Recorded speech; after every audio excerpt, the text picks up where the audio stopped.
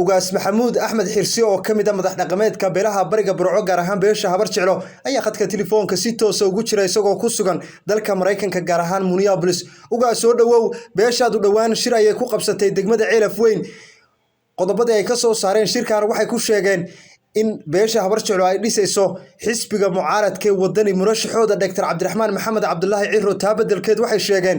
in urur siyaasadeedka ka hay xisbi u bedeli doonaan go'aamada ka soo baxay Ceelaf Weyn ee beeshaadu soo saartay sidaad u aragtaa adaro shirkaas waxaan u arkaa inuu shir aad iyo aad runtii u qiimo gal ahaa aad iyo aadna waan soo dhaweynayaa shirkuna shir weyn buu ahaa oo qadiyadaas oo qura lagaga hadlayna arrimo badan oo nabadgelyada deegaankaas Sanaag oo Ceelaf Weyn laga bilaabo iyo arinta aad ka hadlaysay arrimo kale oo laga wada hadlay marka haddaan hore ugu sii socdo shirkaas runtii waxaa halkaa isugu tegay oo joogay beesha aad sheegtay ama beelaha Habar Jeclo dadkoodii hoggaanka ahaa ama dadkoodii waxgalka ahaa qorweyntoodii khaasatan madaxdii dhaqanku waa laba golo weeyaan waa golaha salaadiinta iyo golaha cuqaasha gudidii guud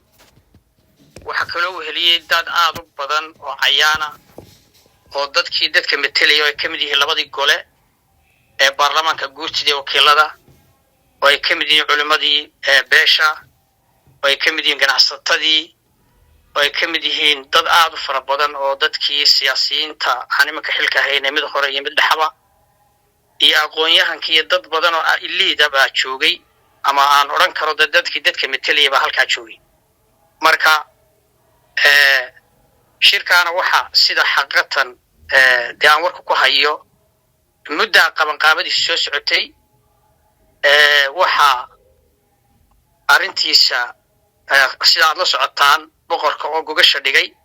oo aan halkan aad iyo aad uga mahadnaqayo isagii ragga kale oo hogaaminaya shirka Suudaanka labaad ee reerku kamid yahay Sultaan Maxamuud Guuleed iyo salaadiinta kaliya dhamaan martida ergada meesha joogtayba waxa shirka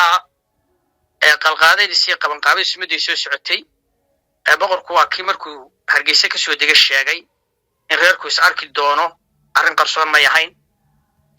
inta kadibna Burca la isugu yimid waxa shiray cuqaasha iyo salaadiinta oo labada gole ee dhaqanka iyo gudida guud waxaana la sameeyay in beesha deegaamaday u degantahay min ilaa xuduud ilaa iyo guban inta ka dhaxaysa iyo xeeb meel ku dhow oo inta u dhaxaysa la tigay ilaa Sanaagna ku soo afbeelay Ceergaabo ku soo afbeelay socodkaasi markii dambe la isugu soo biyo shubtay meesha Ceelaf Weyn arinta laga hadlayna labada qadiyadood ugu waaweyn ay ahaayeen arinta nabadgelyada deegaanka inta badan ka jirtay runtii aad iyo aad inoo waxyeelaysay dadkeena ula hadhay dadka deegaanka ee ehelka walaalaha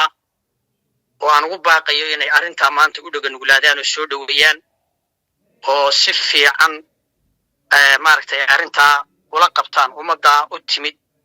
ee cayaanta ee tulkooda ee dhinac walba ka timid ee sheekh iyo shariif bale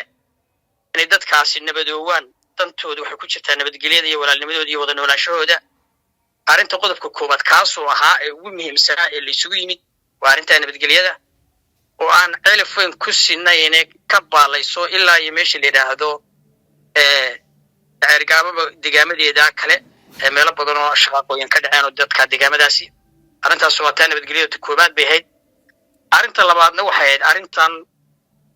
aadimkay weydiisay meeshana Habar Jeclo kuma sugna kaligeeda waxa ku sugan beelaha Karxajis dadka aan sheegay la midka ahaba ku sugan oo ay isku qadiyad yihiin oo nabadda u wada joogaan iyo duruufaan kale aan ka warhamayaba marka arintu waxay ku timid beesha Karxajis iyada timid oo keensatay oo tiri war maanta waxaan rabnaa haddaad Habar Jeclo dadkiinii hoggaanka ahaa ama dadkiinii hormuudka beelaha Habar Jeclo ahaa hadda maanta halkan joogtaan arintaynu isugu nimid ugu weyn ay arinta nabadeynta tahay waxaanu rabnaa inaanu idin weydiisano nimayahow doorashaynu ku jiraa waxa iyo tartankeedii iyo yaa imika aynu fooda la galay waxaanu idinka codsanaynaa inaa maanta haddaa habar jecla tihiin na dhistaan oo musharaxa aan wadno beel ahaan nala dhistaan oo Somaliland u dhistaan sida aan dee halka ka dhageystay odayaasha beesha Garxajis oo aynu wada dhisano habar jecla horta taasi ka jawaabaysay oo qolada Garxajis ka timid jawaabtiina taad maqasheen ee caalamka meel walba laga maqlay waxa Soomaali ku hadlay media gashabay ahay waxaan raacinayaa arrintu maaha arrin cusub in laba beelood isweydiisato cod isweydiisato 2017kii doorashadii ka horeysay beesha Sbeera waa 250 ergo oo suldaanka guud beelaha Sbeera waa Suldaan Xasan Suldaan Cabdullaahi hogaaminayo ayaa Burcaan ugu yimid goobjoog baan ahaa hotelka Leeya Plaza la fadhiistay 250 ergey oo habar jeclaa oo dadkii la sinaayo teetalka ayaa isqaabileen sidaas oo kale codka la isu weydiistay waxa gacanta isu dhiibay oo aan qarsoonayn oo inkastoo maalinta aan media oo leh hadana nin baa telefoon ku qaaday dabadna media ay gashay Suldaan Cabdullaahi Suldaan Ali Muuse oo suldaanka guud ee beelaha habar jeclaa Ilaahay subhanahu wa ta'ala caafimaad siiyo cimrigana ha u barakeeyo iyo Suldaan Xasan baa gacanta isu dhiibay codkii mana siiseen waanu idinsiinay waa la kala gudoomay waliba qodoba ka soo baxay shirka oo la akhriyay waxaan akhriyay Suldaan Yuusuf Cabdi Cawad waxa ay imika nool baa akhriyay waa arrin jirtay bay ahayd halkaas la isku weydiistay iyagaana socodha iyaga yimid jawaabtina waxay noqotay wayna siinayna sidaas oo kale ayay maanta qoladan ugu timid jawaabtina waxay noqotay taas oo baxday war maanta codka maadaama Somaliland ay tahay meel la wada leeyahay dadkuna ay u baahan tahay maalin ba xirada in gacanta qolo loo geliyo maadaama aynaan ahayn dawlad khalad yani Allah aqoonsan yahay waxaynuna aynu nahay dad isu tagay wax samaystay dawlad weynu nahay waan u leeyahay aqoonsan runtii laakiin qabaayil baan wali ku binaysanahay dimuqraadiyad waynu qaadanay laakiin arrintan wali qabaayilka kama bixin oo in qof lala soo baxo oo dadka dhan doortaan wali way yartahay arrin yani sunna way iska wareegta Somaliland oo dhan waa arrin ay u baahan tahay maalin bay xeerada gacanta cid loo geliyo si aynu isugu qanacno si aynu isu wadano si aynu waxan wada yeelano cid walbana aragto waxan inay leedahay oo lixjala ay ka gasho arrinta markaa meesha timid adeer waa taa weeye xaqiiqatan go'aankii soo baxay wuxuu ahaa go'aanka labada qodob ee in qoladaana la dhiso oo codsigoodii laga jawaabo oo musharaxa la dhiso habar jecla dhisto iyo in urur siyaasadeedka ka isagana in habar jeclo maadaama urur yahay kor loo soo qaado xisbi laga dhigo waxa laba qodob bay labaduba ay ku jireen oo aad iyo aad runtii muhiimad weyn u leh qodobka in la wax la wada yeesho Somaliland reerka codsigiisa la aqbalo habar jecla aqbasho maadaama shalay beeshii kale caynka ahayd aqbashay waa wax wada lahaanshaha Somaliland iyo isku haynta Somaliland bay ka turjumaysaa iyo wax wada lahaanshaha tan in ka kor loo soo qaadana wax wada lahaanshaha habar jecla ka turjumaysaa marka sidaa leeyahay laba xusbi oo kale oo waaweyn baa tartamaya oo labadaba habar jecla gudoomiye ka tahay lama oran hal laga tago laakiin iyagu xusbiya gaamuray oo lagu isku halayn la isleeyahay way soo baxayaan laakiin kan ururka si habar jecla maartay ay midowgeedii iyo isku haynteedu ay u sii jirto arrintaas labada qodob runtii wax isla laba qodob midna uu anfacaya Somaliland iyo wax wada lahaansheeda iyo markaas wada joogeeda iyo midnimadeeda midna uu anfacaya wada jirka iyo wada jooga habar jeclo iyo midnimadeeda shirka kadib go'aamadu markay soo baxeen cuqaal iyo haldoor kadib oo hadlay waxay sheegeen inaanay ku qanacsanayn waxa ceelaf weyn ka soo baxay ma la oran karaa go'aamada ka soo baxay ceelaf weyn habar jeclo isuma raacsana adeero Ridwaanow horta sideedaba de waa sunaha bini aadamka in dadku meel inuu soo wada raaco ma dhacdo waliba tani waa qadiyo siyaasi weeye oo dadku dana badan ka kala arkayaan laakiin su'aasha meesha taala waxay tahay dadka meesha joogay ee waxan ku dhawaaqay ما يهين دتكي habar jecel metelayay mise maaha su'aashaas yani Soomaaliland oo dhan dhex taala ama cid kasto hadasha siyaasadda waa lagu kala fikir duwan yahay laakiin waan soo sheegay hogaankii salaadiinta ee habar jeclo Suudaankii guud uu maqan yahay cid walba og tahay ilaahay caafimaad siiyo arrin caafimaad uu Imaaraadka ugu maqan yahay wana wacan yahay sidaan war ku hayo Suudaankii yani ku xigeenkiisii baa jooga Suudaankii labaad oo shirka gudoominayay taqriiban salaadiintii habar jeclo boqolkiiba 95 halkaasay joogeen sidoo kale cuqaashi oo waliba chief aqaladii u badan oo ku hadlayay la arkay shaashadaayeen labadii gole ee baarlamaanka joogay culimadii baa joogtay ganacsatadii baa joogtay dadkii waxgalka ahaa oo dhan baa joogay tan tusaale ku soo qaato shirka garadaga ee habar jeclo ay qabsatay 2008 goobjoog baan ah ergada joogtay dadka marka xidhitaankii furitaanka loo yeedhay mooy 300 bay 2017 marka laakiin shirkaasi shir weyn oo masiirka habar jeclo dhan laga hadlayo waxa laakiin kani arinta nabadgelyada iyo arinta siyaasadda waxa ki balaasa ka dhacay 2017 qolada Subeer awalan wax isku weydiisanay 250 buu kana 250 qiyaasta ama lagu sheegay uu ka badan yahay dadka meesha jooga waxaan arkay dad lahaa guri madow baa la galay dad maaragtay guri madow lama gelin dadkana shaashada ay ka muuqanayeen umadana waa la yaqaan dadka cayaanta ah ee metasha marka siyaasaddu cid ma wada qanciso maalintaaba cid baa diidaneedo xisbiyadan kale wadan iyo wax la waday maantana arintu waa sidii oo kale laakiin muhiimadu waxay tahay su'aasha jawaabteedu dadkii habar jecel wuxuu goynayay weeye ee metelayay ee dadka maqanida way jirayaan oo afraada laakiin dadkii wuxuu goynayay haddii go'aan ka la qaatayna go'aankani go'aamaha ka horreeya noocan oo kale wax la isku ceebsada maaha haddii مثلا بيش habar jecel gudaheeda dadka ka hadlay waxaan ugu baaqayaa oo anigoo ixtiraamaya dadka hadlay habar jecel maanta madaxweyne uma taagna wayna soognahay laakiin saddex xisbi oo la rajeenayo ay u dhowday inay soo baxaan ayaynu hoggaan ka nahay waxaana wacan nin walba ninka aad u doodayso hadhow habar jecelaad ula imanaysa oo weelka soo hoos dhiganaysa marka inaanad arqalad iyo qodxayo iyo colaadu kasbin habar jecel maadaama aanay maanta musharax lahayn asay garatay in dadka wax loo qaybiyo oo shalay hadii qoladan wax la siiyay maantana qoladan la siiyo barina qolo kale la siin doono saddexdeena inaan maalintay arintu timaadaynu ka tashan doonaay inaan maanta habar jecel iska daba hadlin inaan la iscambaarayn inaan la ismaagin sunna runtii habar jecelna ma ahayn in la iscaybeeyo la iska daba hadlo waxyaabo la isku sheego imanka soo baxay waxa soo dhan waa karamalaan islaamnimadana kuma fiicna dadnimadana kuma fiicna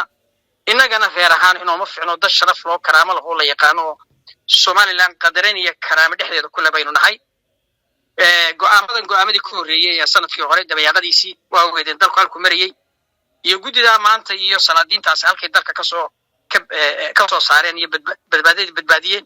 ee Soomaaliland ugu mahadnaqisay maanta aan wax isleeyahay waa tiyo kale marka arinta la soo dhaweeyaan leeyahay waa markaan beesha habar jecel gudaheeda ka hadlayo dadka kale waan soo noqon doonaa hadlay inaguna aan waxaynu ku wacanahay inaynu sidaynu u dhaqanayn ee wax wada lahayn ee isu ixtiraami jiray isu ixtiraamno dadka waayeelkiyo hormuudka ummadda waxna la ixtiraamo oo aan la xaganin inamada inaga imika xisbiyada inoogu jiraan maadaama inaan maanta waynu ku khasbanaan lahayn mid inaga mid ah maanta madaxweyne u taagay laakiin maanta maadaama madaxweyne u taagnay madaxweynaha maanta joogana aynu shalay dooranay heerkiisana reer ahaan oo la shirayo ku siinay cod afreer ku siinay kuwana maxaadiyada iyo soo tolkeen ma arintaynu sida u dayno inaguna arinteena beriga ay waqtigeena gaadho maalinta ay sunnimaadno nin walba maalinta inankaaga aad wadato yani waxaan ka hadlay uga jeedaa ragga musharaxiinta maalinta noqonaya ama xisbiyada ku hada ee soo baxa adigoo kaar fiican sito oo nadiifa inaad timaado tira war maanta hebel baa wadaha leeyla doorta habar jecel dhexdeeda timaado oo maalinta aynu wada hadalno